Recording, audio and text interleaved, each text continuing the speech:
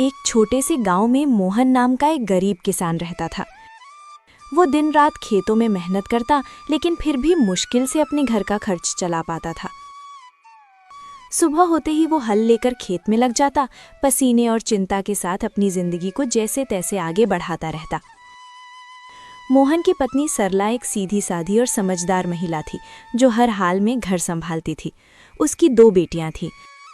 बड़ी बेटी गीता, जो समझदार और अच्छे स्वभाव की थी, और छोटी बेटी नीलम, जो चंचल और चालाक थी, लेकिन अपनी बड़ी बहन से बहुत ईर्ष्या करती थी। दोपहर का समय था। रसोई में सरला चूल्हे के पास बैठी खाना बना रही थी। गीता उसके पास आकर चुपचाप सब्जी काटने लगी। गीता बेटा, तुम हर काम इतनी लगन से करती हो, सच में तुमसे घर संभल जाता है। माँ, ये तो मेरा फर्ज है, आप इतनी मेहनत करती हैं तो मैं कैसे पीछे रह सकती हूँ। तुम्हारी यही बात मुझे सबसे अच्छी लगती है, शांत स्वभाव और समझदारी। इतना कहते कहते अचानक सरला को ध्यान आता है, अरे नीलम कहाँ है? सुबह से दिखी ही नहीं। नीलम, ओ नीलम! सरला जोर से आवाज लगाती है। कुछ पल सन्नाटा रहता है, फिर तेज कदमों की आवाज आती है। नीलम गुस्से और चिड़चिड़े अंदाज में रसोई में अंदर आती है। क्या है माँ, इतनी जोर जोर से क्यों बुला रही हैं? मैं कोई खाली नहीं बैठी थी। बात करने का ये तरीका है? मैं बस पूछ रही थी कि तुम कहाँ थीं। नीलम हंसते हुए तंज में, आपको मेरी क्या चिंता होगी, आपको तो बस आपकी आदर्श बेटी गीता की ही फिक्र रहती है। गीता, नीलम ऐसा मत बोलो।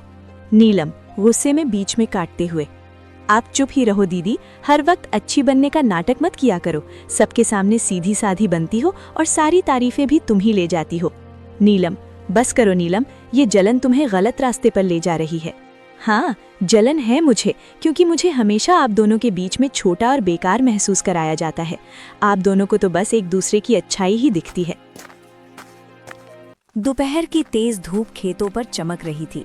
मोहन अपने खेत में हल चला रहा था। उसके कपड़े पसीने से भीग चुके थे, लेकिन वो बिना रुके काम करता जा रहा था। चारों तरफ सन्नाटा था, बस बैलों की धीमी चाल और हल्की मिट्टी चीरने की आवाज सुनाई दे रही थी। थोड़ी देर बाद मोहन रुका, अपने माथे का पसीना पोंछा और आसमान की ओर देखने लगा। हे भगवान, इस बार तो दया कर देना। हर साल की तरह इस बार भी अगर फसल खराब हो गई ना, तो घर चलाना मुश्किल हो जाएगा। बच्चों की जिम्मेदारी है, घर का खर्च है, कब तक यूं ही जैसे तैसे चलता रहेगा। वो गहरी सांस लेकर फिर आसमान की ओर देखता है। बस भगवान, इस बार कोई मुसीबत मत आने देना। बारिश समय पर हो जाए, फसल अच्छी हो जाए, ताकि मेरे बच्चों को थोड़ा अच्छा जीवन दे सकूं। इतना कहकर वो फिर से काम करने लगता है। तभी दूर से कोई आवाज लगाता है, अरे मोहन! मोहन मुड़कर देखता है। उसका दोस्त रामलाल उसकी तरफ आ रहा होता है।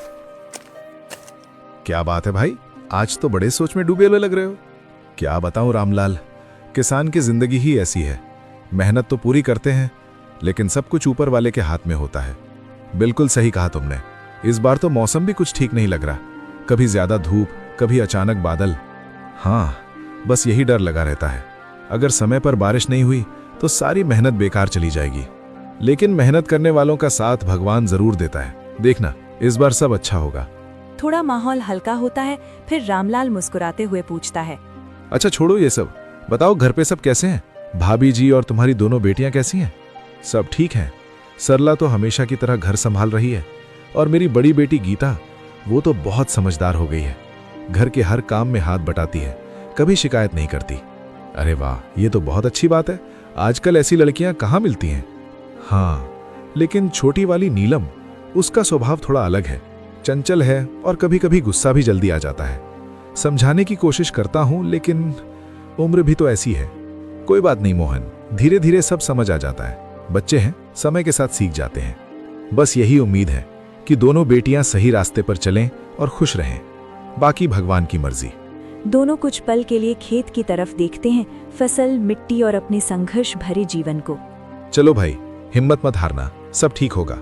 हाँ, उम्मीद तो उसी से है।